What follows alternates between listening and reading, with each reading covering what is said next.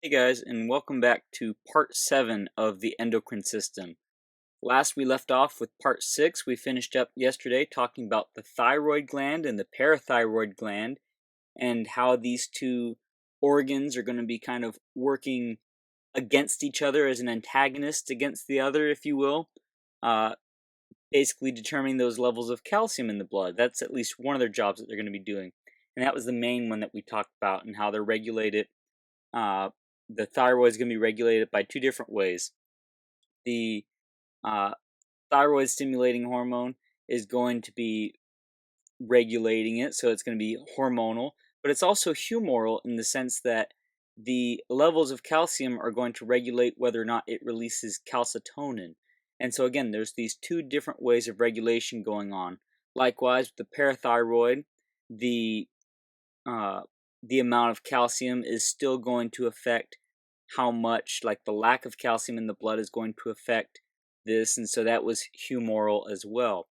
And so today we're going to be talking briefly about the thymus gland, and then we're going to be talking about the adrenal glands and how stress is involved and all that other interesting stuff. And so, real quick, what you see on the screen, that's it. That's as deep as we're getting into the thymus gland. So, what you need to know is just that where it's located, it's pretty much right in the center of your chest, right behind the sternum there. You have a little gland known as the thymus gland. And depending on how old you are, it's probably getting smaller and smaller because it's really large when you're young. Because what it's doing is it's helping develop your immune system, helping boost that up, help the production of white blood cells. But as you get older, it kind of starts to deteriorate and goes away, and it's not going to be producing as much thymosin. All right, and so that's what you really need to know for this, is that the thymus gland, it's generally larger as you're younger, and as you are younger, or as your body is using up this thymus gland, it's producing thymosin, which is in turn going to help develop our white blood cells, helping our immune system. So that's the basics for the thymus gland. Now, our adrenal glands are a little bit more complicated. So the adrenal glands, if you didn't know already, they sit on top of the kidneys, uh, posterior to our uh, front, so closer to the back, below on your kidneys, or on top of your kidneys. And there's actually divided into two regions. You could even say that this is kind of like two organs or glands merged into one, because the different regions of this gland are going to be producing different hormones, and those different hormones are going to have different jobs, and the tissue of these different regions is even different. So, for example, uh, our adrenal cortex, it's this glandular region of this glandular tissue that's going to be releasing specific hormones, whereas the adrenal medulla, which we're going to be talking about last, that's actually a neural tissue. That's also the one that's going to be helping us with our fight or flight, and that's another reason that it's important that it is neural tissue, because we can have that instantaneous reaction. But first of all, let's go back and look at our adrenal cortex. So when we're referring to a cortex, we're talking about the outer layer, and this outer layer of our adrenal gland is actually made up of three layers. We have the outer layer, the middle layer, and the innermost layer. And in each one of these layers, they're going to be producing different hormones. Mineral corticoids are going to be in the outer layer, glucocorticoids are going to be in the middle layer, and then we're actually going to have some sex hormones that are being produced in the adrenal glands, specifically in the innermost layer of the cortex. And so we're going to look at these one by one. First up, we have the mineral corticoids.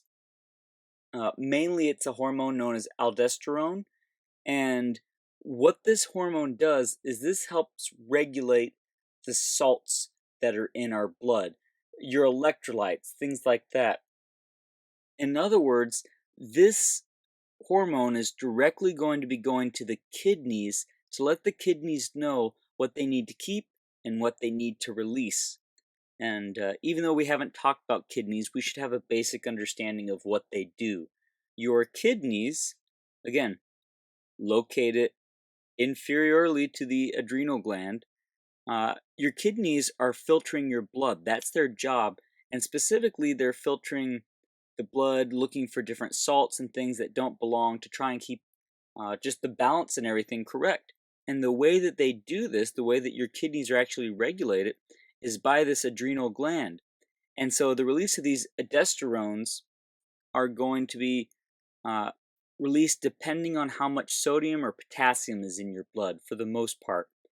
If our body starts to get low on that sodium, that salt, then our body is going to release these hormones telling our kidneys, hey, we need to keep as much salt as we can. Likewise, if our body gets too high on potassium levels, we start to get that same effect as if we were low on sodium. And so it's going to say, hey, we need to try and absorb as much sodium as we can to fight off this potassium, because sodium and potassium are kind of at odds with one another. And so we're always trying to keep that homeostatic balance of the two. And so this hormone is what's going to help do that. All right, this little diagram here is just kind of showing you what I just discussed.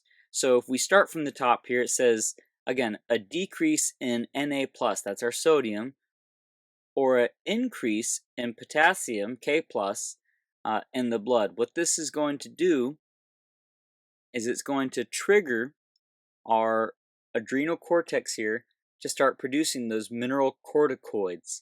Those mineralocorticoids are then going to be released and sent to the kidney to let the kidney know we need to absorb as many of these sodium minerals as we can. Again, just to kind of recap, in the most outer layer of our adrenal cortex is where we produce mineralocorticoids. Mineralocorticoids are going to do just that. They are going to regulate the amount of minerals in the blood, hence their name. All right, up next is the glucocorticoids. And these include cortisone and cortisol.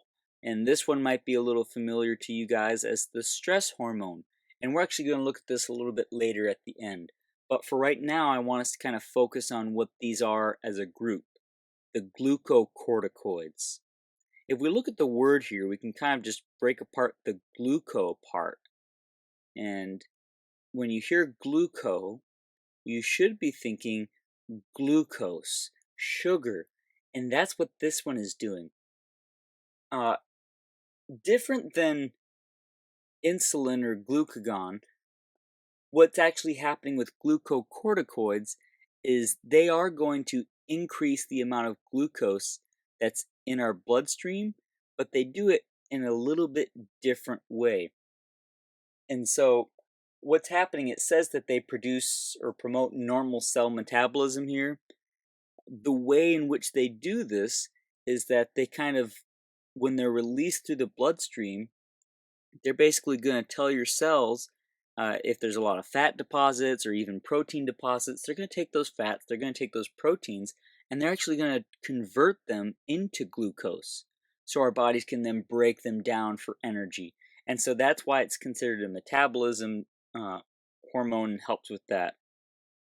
And this one, like it says, it's released in response to increased blood levels of that adrenocorticotropic hormone. That's what ACTH is. If we remember back thinking that adrenocorticotropic hormone, that came from the pituitary gland. And so you can also see here again that glucocortisol is that stress hormone. And so when we have this adrenocorticotropic hormone, remember this is a hormonal stimuli, it's going to release that glucocortisol. And what this does is, again, converts the proteins and fats to be turned into glucose so it can be broken down for energy. This is also meaning that if it's going to be making glucose, it's going to increase the amount of sugar that's in the blood. However, if this continues for prolonged times, it can suppress the immune system. which is where we start to get in a lot of dangers with stress. And we're going to be talking about that and a little bit more at the end here.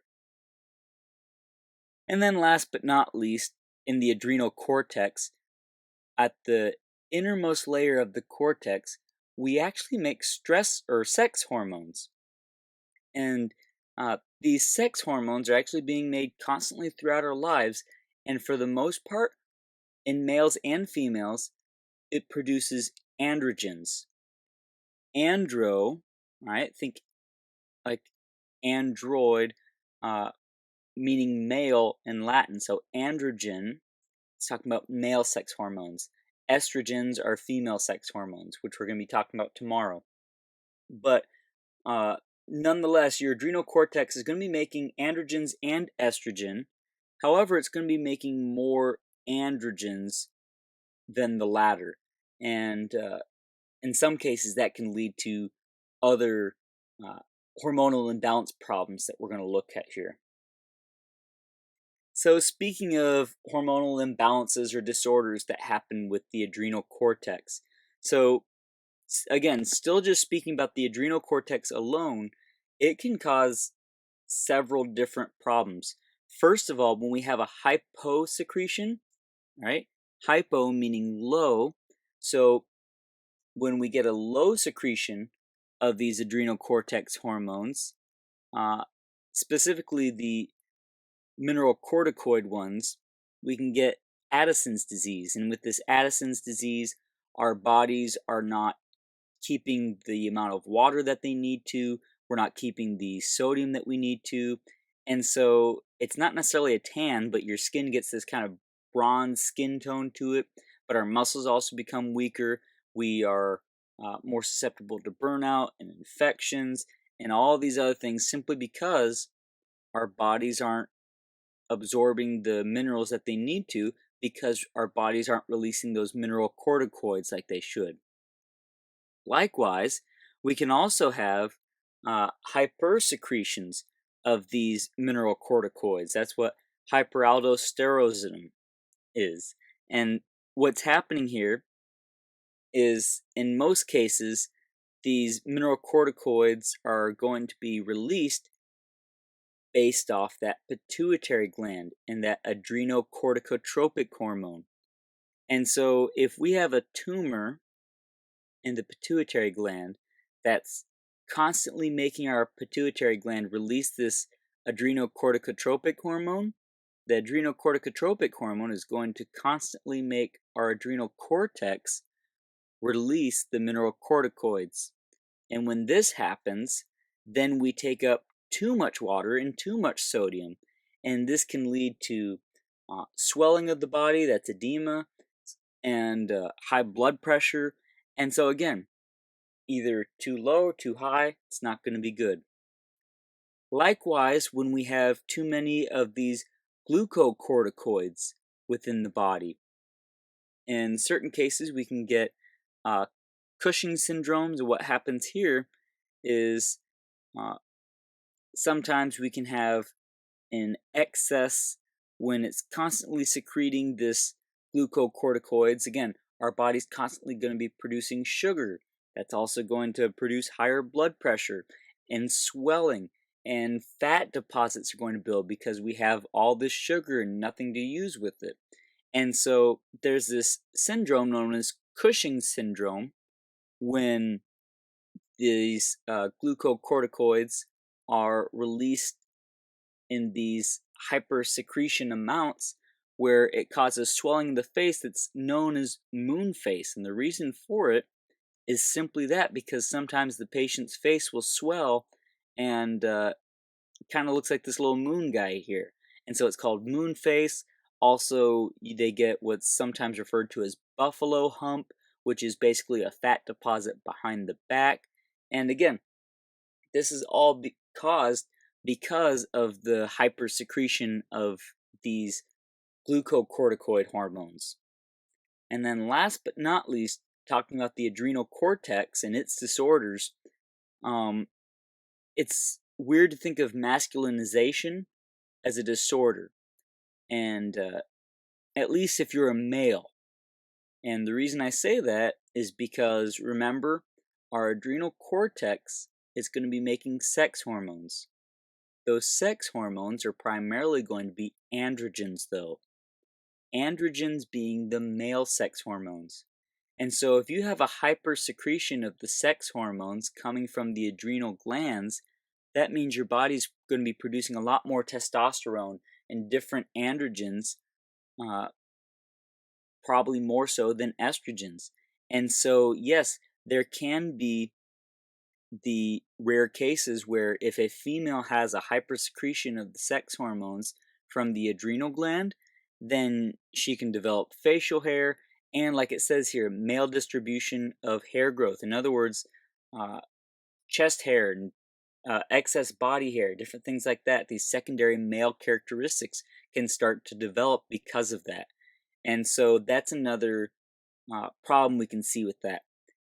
This can still happen in males where you have a hypersecretion of the sex hormone from the adrenal glands, but it's going to cause just basically facial hair growth and hair growth where there normally would be. And so it's not something that's generally going to be caught in male patients, whereas facial hair development is going to be something that might get noticed a lot more if it's coming from a female patient.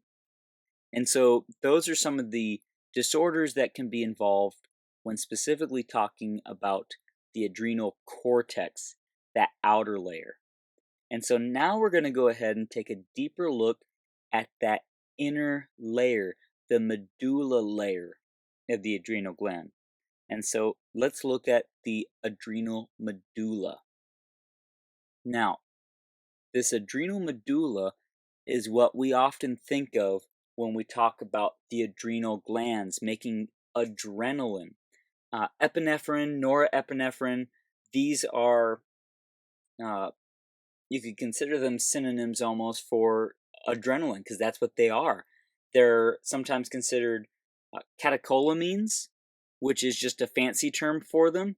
But nonetheless, these are our fight or flight hormones. And what's going on is this adrenal medulla, it's a neural tissue, part of this autonomic nervous system, this automatic system that when our brain sends the signal down is going to just instantaneously trigger the release of these. And this can be caused by, physical stress or emotional stress, even when we're angry, different things like that. And so we're going to get an increase in heart rate, blood pressure, blood glucose levels. In other words, the amount of sugar that's allowed into our blood. It's going to dilate these small passageways of the lungs, allowing for more oxygen to come in.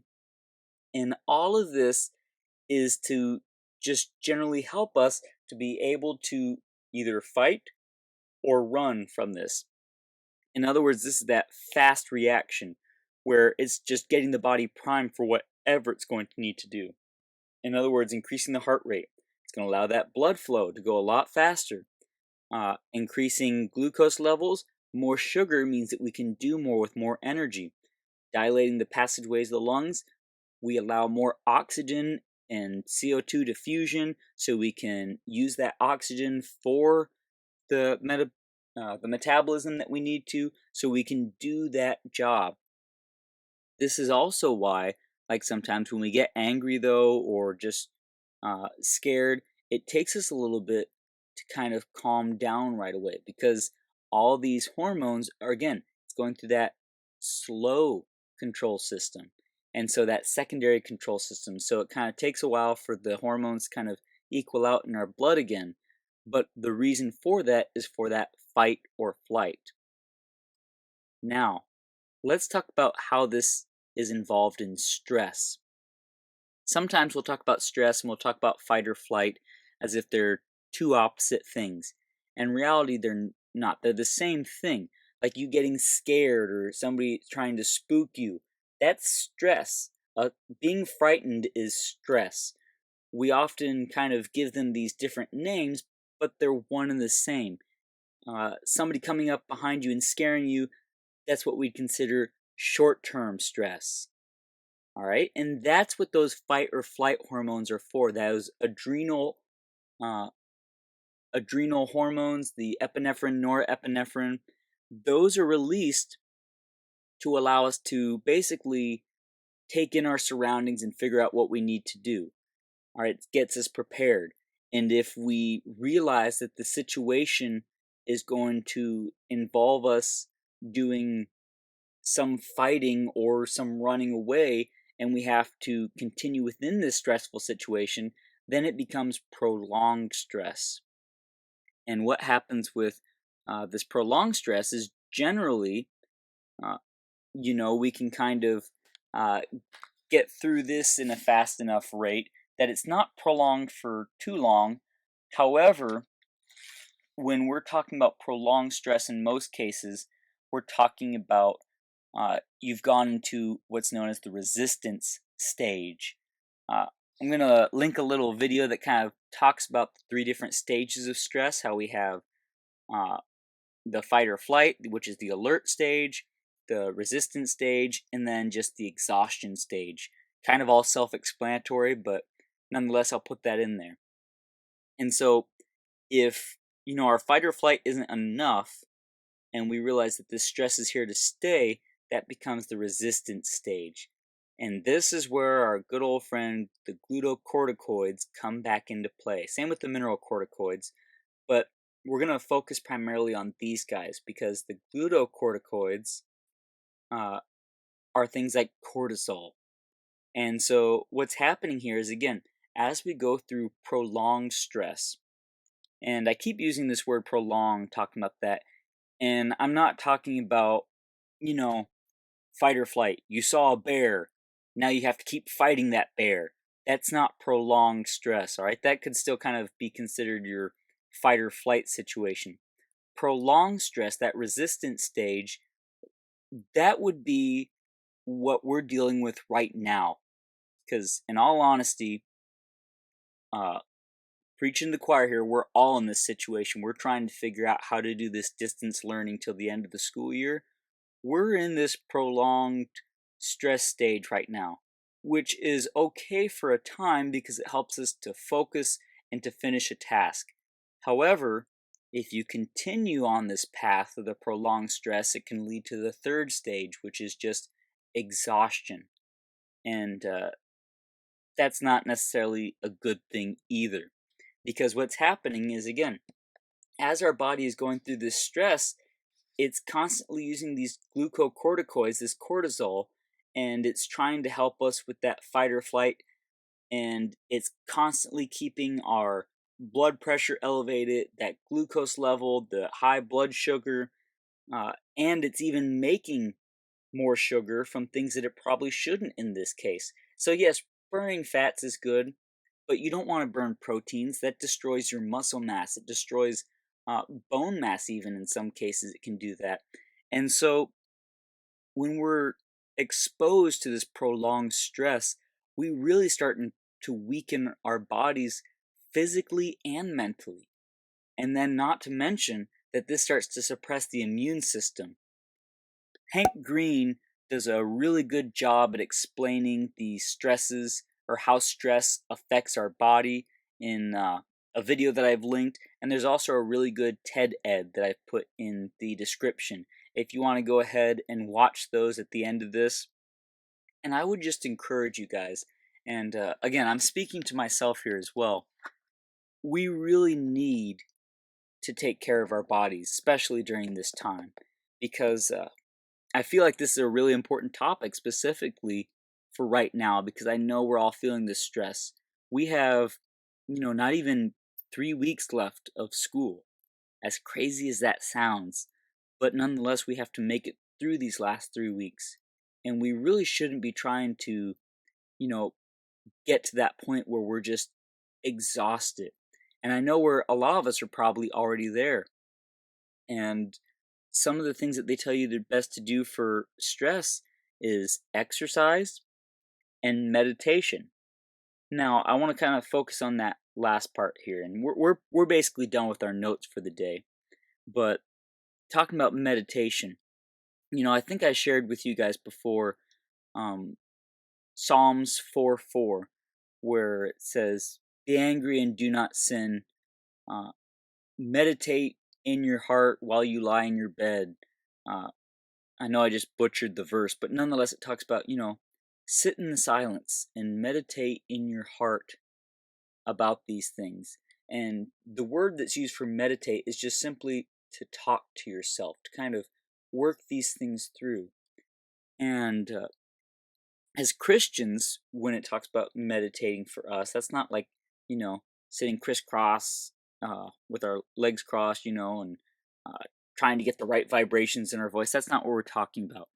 When we're talking about meditation, we're talking about just stopping for a minute and letting go, kind of focusing on what really is important, what really does matter, who is really important, who really matters, who is in control of the situation.